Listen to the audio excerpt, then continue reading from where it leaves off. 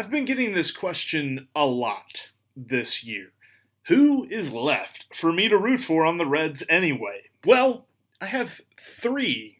If I can hold my fingers up right, I have three really solid candidates, including the guy whose jersey you should purchase next, one player you may actually currently dislike, but you're wrong if you do, and one guy to get excited for whenever they call him in from the bullpen.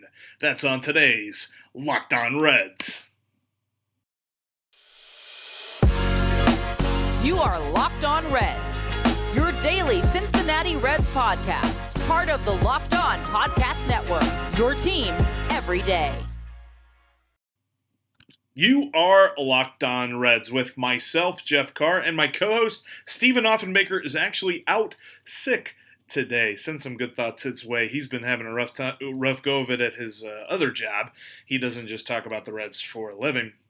But we'll go solo here today, and I'm going to tell you about some players that you should buy stock in when you're talking about how excited you should be about them. And that's all coming up here on the Locked On Reds podcast that's part of the Locked On Podcast Network, your team every day. Thanks for making us your first listen. Make sure that you're following us on all platforms because we're free and available everywhere you get your podcasts. All right. Let's talk about some players that you should love right now, and it is starting off with the man behind the plate, Tyler Stephenson. Look, I'm talking about a dude who you should go out and buy, make him your next jersey purchase. Go get that number 37 jersey with Stevenson on the back. This dude is going to be around for a while. He is going to be awesome for a while. It's really, really early for someone to sit here and say, you know what, his jersey number might be considered in that jersey retirement category. I'm not saying that right now. I'm not.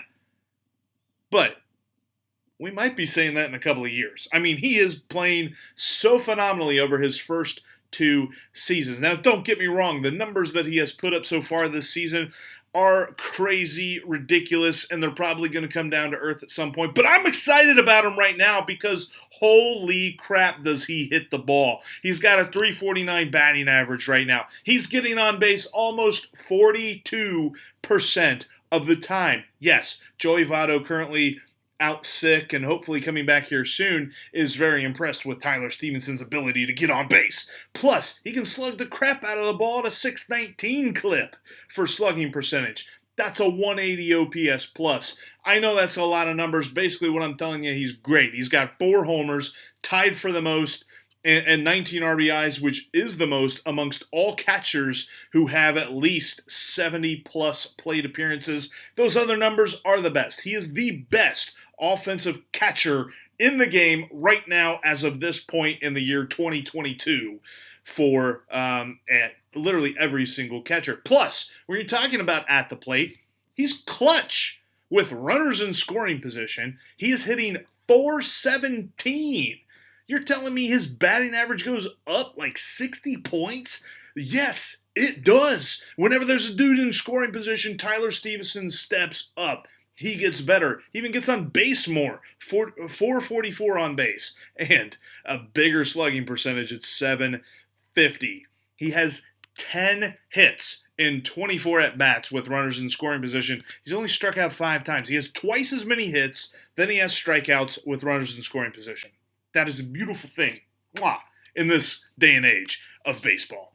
Tyler Stephenson is absolutely amazing, but not just with the bat. When he kneels down behind home plate and puts on that catcher's mask, you don't want to run on him. There's only 2 other catchers. They both thrown out 7 runners. He has thrown out 6 runners. He's tied for second most caught stealings in Major League Baseball. That's right. There's only 2 guys who have thrown out more base runners than he has so far this year. That's only going to continue to get better. If you watch this dude play behind the plate, sure, there are a couple of things. He doesn't have a finely tuned, perfect defensive game as a catcher just yet, but I'm not sitting here and telling you that it's never going to happen because he could be one of the most all-around best catchers we've ever seen in a Reds uniform. Obviously. Super early, but he could become the second best catcher in Reds history. I don't know that you can ever become better than Johnny Bench. I don't think you can. I don't think you will. But we might be talking about Tyler Stephenson as better than Ernie Lombardi. Look, I know I'm putting a lot on him today, and I don't want to jinx how good Tyler Stephenson has been to start this season. He has been absolutely phenomenal. If you aren't aware of just how much Tyler Stephenson means to this team, then that's because you've not been watching, because you've been scared to watch. But the 8 wins that the Reds have, I can point to probably 5 of them that if he wasn't in the lineup, they weren't wins. I can point to at least 5 of them. Definitely the last couple of ones. He hits phenomenally well. He was the biggest reason that they won in Pittsburgh last night when I'm talking about Thursday night, whenever they played there at PNC Ballpark. Just absolutely phenomenal hitting. Tyler Stevenson, because of, you're talking about Jonathan India on the IL, Joey Votto on the IL. You're talking about Moose has taken forever to get back going. I don't know that we'll ever see the Moose that we thought we were going to get whenever the Reds signed him. And not that great a season for Tyler Naquin so far. Kyle Farmer has disappeared. Tyler Stephenson is it. He is the team's MVP by a wide margin. I know you could probably make the argument for Brandon Drury, but I still think that Tyler Stephenson is the best player that the Reds have had so far this season, and any continued success they will have will be because of him. Tyler Stephenson is the player that, at least for right now, you should be cheering the loudest for at Great American Ballpark, because he is phenomenal. At number 37 is a big, big, awesome dude. All right, I'm going to tell you why you were wrong about Tommy Pham right after I tell you why you were wrong for not having gotten a Built Bar. And when we're talking about Built Bar, I'm talking about this amazing new flavor. Imagine dipping your finger into the plastic tub of birthday cake frosting and then open your eyes and realize that it only has 150 calories and 16 grams of protein. What? Yes, that is what it is like to eat a birthday cake puff from Built Bar. Birthday cake puff Built Bars, I mean, it's covered in 100% real chocolate. It's a puff, which is a marshmallow bar that's covered in chocolate. I just got a box today. In fact, I just had one before I started recording because I need a little something. That was amazing. It might overtake Cherry Barcia as my favorite bar. Get them today. They're available right now, and I cannot promise that they're going to be there tomorrow. So get them right now today at Built.com. You can use the promo code LOCK15 too to save 15% off. And if you haven't tried Puffs as a whole, I'll let you in on a little secret, because that's what friends do. A chocolate-covered marshmallow protein bar. Yeah, you heard me. Chocolate-covered protein marshmallow. Well, what more do you need to know? Make every day your birthday with Built's birthday cake puffs. Built has taken the delicious experience of biting into a fresh slice of birthday cake, enrobed it in 100% white chocolate, and added sprinkles. Healthy stuff. Chocolate marshmallow sprinkles, and it's healthy. Go to Built.com today and use the promo code LOCK15 to save 15% off your next order. Do it right now. Like I said, those birthday cake puff Built Bars aren't going to last forever. Go get them right now at Built.com and use that promo code LOCKED15. Thank you for making Locked On Reds your first listen of the day. For your next listen, check out Locked On Now for the recaps like you've never seen them before of Major League Baseball games every single day, Monday through Friday, taking you through the season like you've never seen in 30 minutes or less each and every day. If you want to know what's going on around the league and you want to do it quickly because you don't have a lot of time, check out Locked On Now. It's free and available, just like Locked On Reds, wherever you get your podcasts. All right, I left that picture up of Tyler Stephenson there for a nice long while there because Tyler Stephenson, an awesome dude. Let me tell you about another awesome dude right here in just a moment. By the way, thanks for checking us out here on YouTube. Make sure you're following us. Coming up Monday, we're going to look at the Reds and what they need to do to win 2 games in Cleveland as the battle for the Ohio Cup resumes on Tuesday. All right, this dude, you're wrong. you're just wrong if you don't like Tommy Pham. I'm sorry, you are. I get it. He made those comments, oh, it's about getting my numbers, it's about getting mine, stuff like that. You know what? That's not selfish. That's honest. Look around you. If you are a veteran player that is now on your 4th team and you're coming into a team that just got rid of pretty much all of its stars, what else are you going to say? Well, we think we've got a really good team. No, that's disingenuous. He's honest. Get his. And if he plays well, it's going to help the team. That's all you need to know. He's an honest, hardworking player. Root for number 28, who usually starts out there in left field, because if it's about want to, he's going to achieve it. Dude wants it more than anything. If you watch him play, he is hustling as hard as he possibly can down the baselines. He is running for every ball in the outfield as if it is the last ball that he will ever see fly to left field.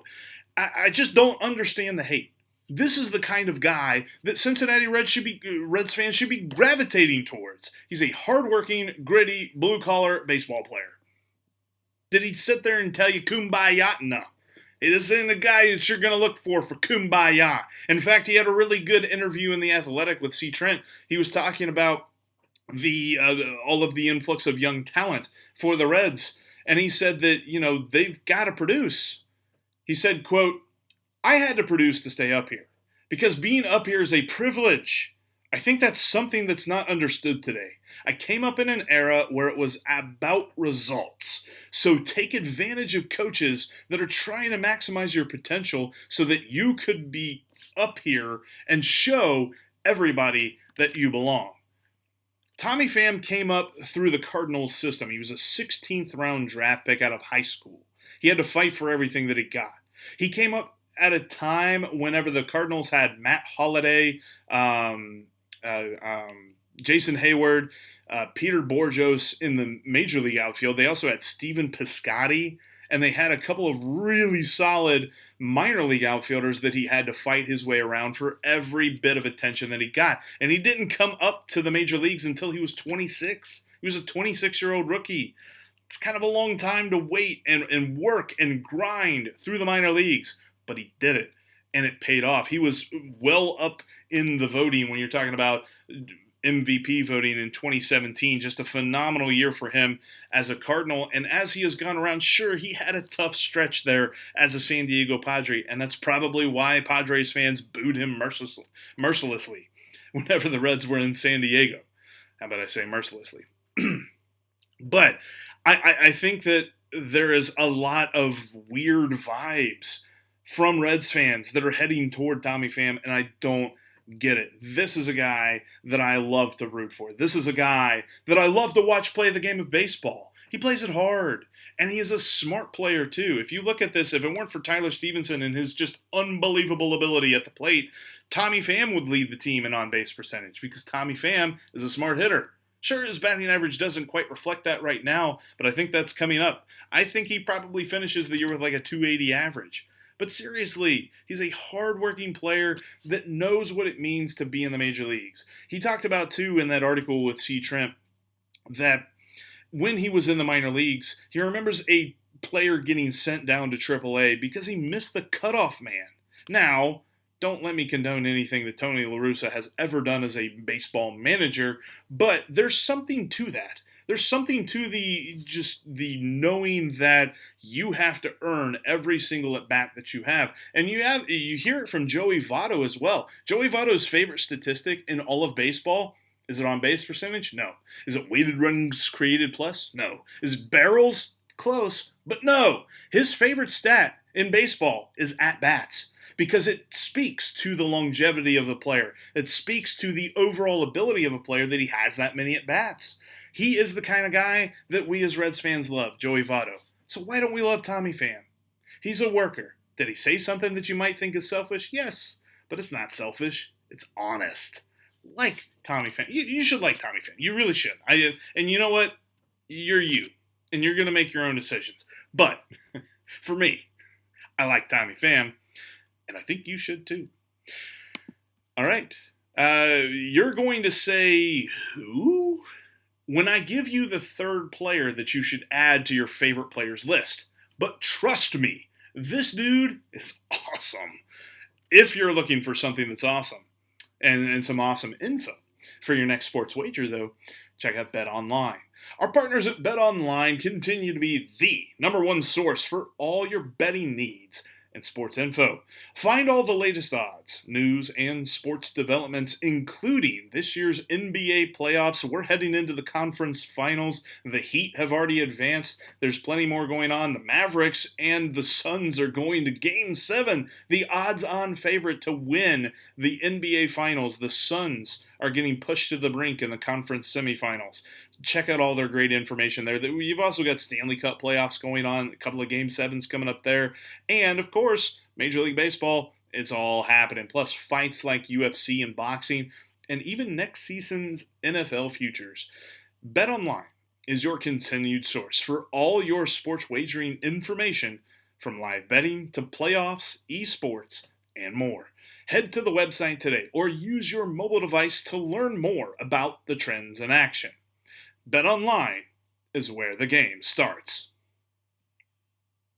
Make sure you're following us on Twitter. You can follow Steve, although he is away from us. He'll be back on Monday. You can follow Steve at S. Offenbaker with 2 Fs. You can follow me at Jeff Carr with 3 Fs. Or you can follow Locked On Reds with no Fs. Also, make sure you're subscribed right here on YouTube. All right, we've talked about why you should love Tyler Stephenson and own his jersey right now. We talked about why you're wrong to dislike Tommy Pham, and you should, in fact, include him on your favorite players list. There's one more guy.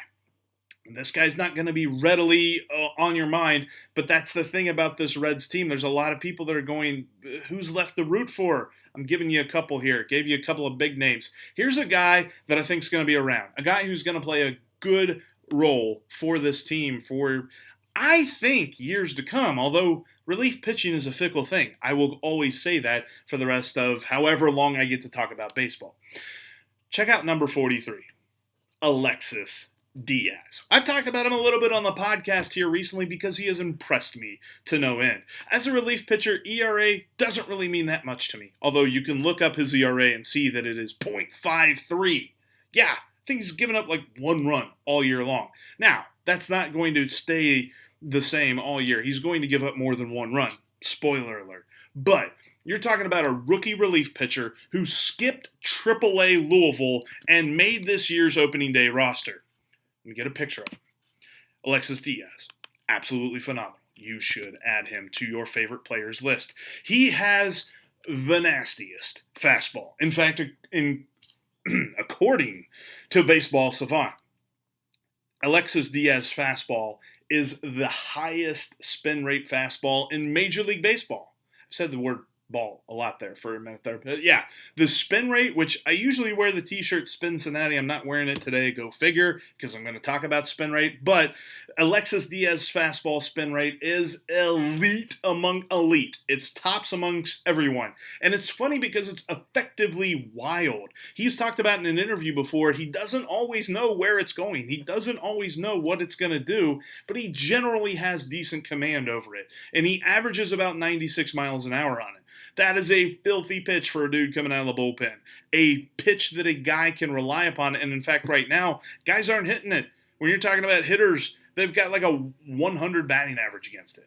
Absolutely phenomenal. He also throws a mean slider, too. That slider has a high spin rate. And when you pair it with the fastball, it's going to break all over the place. And hitters just have no idea what's coming at them. So they have to kind of get back on their heels a little bit. They have to back up in the box to see the pitch better.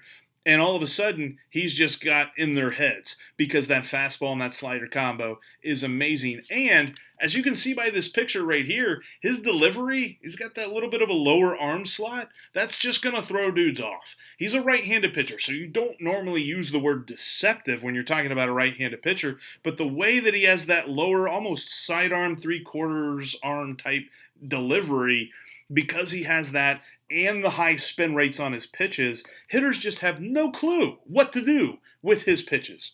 He is going to be the kind of guy that the Reds are going to rely on in this bullpen. I believe he's getting some high leverage situations coming up very soon. He hasn't finished a game yet, doesn't have a save or anything like that, but he has been phenomenal when called upon. In fact, he is elite. Yes, elite. I know that word goes around a lot when you're talking about sports, but he is. He's elite when it comes to limiting hard contact because Alexis Diaz is a pretty darn good pitcher.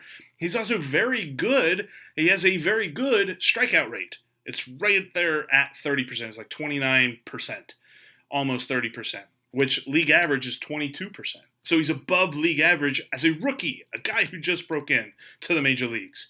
Plus, he is the younger brother, and this isn't necessarily a reason to like him, but he's got the pedigree because he's the younger brother of Mets closer Edwin Diaz. You're talking about routinely one of the game's top closers, and it's very evident. And in fact, in an article that I read about him after he came up to the Reds, he got his slider grip, the way that he holds that pitch, from Jacob Degrom. There's probably no better pitcher in this game. I mean, there's definitely an argument between him and his teammate Max Scherzer. And then there's that dude in L.A., his name's Kershaw, and a couple other guys. There's definitely an argument to be had. But Jacob Degrom is there at the top of that argument. He taught Edwin Diaz the slider grip, and then Edwin Diaz taught Alexis Diaz the slider grip. So, yes, indirectly, Alexis Diaz throws Jacob Degrom's slider. That's pretty nice, too. Alexis Diaz is absolutely a dude that is going to be leading this Reds bullpen much sooner than anyone expected, because when he made this opening day roster, it was kind of like, all right, sure, he's like a throw-in guy, right? He's not going to do that much right now, right? If you look at Baseball Reference at this moment, he's actually third on the team in WAR. That's how good he's been. And he hasn't really got that many high leverage spots. Those are coming up here soon. Number 43, Alexis Diaz, is a dude worth paying attention to, a dude worth getting excited about coming out of the bullpen whenever David Bell calls upon him. And he is a dude to be remembered because he's going to be awesome for this Reds team out of the bullpen. I firmly believe that. And that's going to wrap us up for this edition of Locked On Reds. Hopefully that helps you out. You're like, okay, Jeff, you gave me 3 more guys to really love on this Reds team. We're talking Tyler Stephenson, Tommy Pham, and Alexis Diaz. Coming up on the next podcast on Monday, we'll tell you what the Reds need to do to win 2 games in Cleveland.